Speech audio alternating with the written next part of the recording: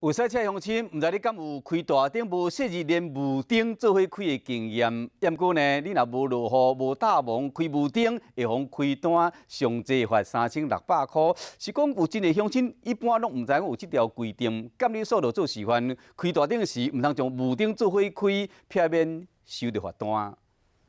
你在开车的时候有注意过仪表板上面亮起的符号到底代表的是什么意思吗？ 正边是启动大灯的指示，若是倒边这粒嘞是拍开雾灯。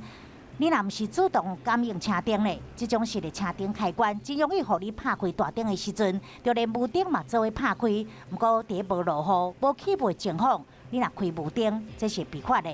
这项规定，咱来问开车族的大部分拢唔知影。爱开罚单，我感觉无道理啊。目前是不晓得有这样的规定啊。不依规定来使用灯光，就是最低是1200。 啊，那最高是罚到3600。毛民就真好奇，讲这雾灯的光度较低，为什么会干扰其他驾驶的记录？雾灯它是近距离会很炫光。通常伫落雨或者是起雾的情况之下，才会当拍开雾灯，若无容易造成对向车车主的闪现显光的作用。民众一定要注意，雾灯免个当作大灯来使用，若无警方是开罚单的。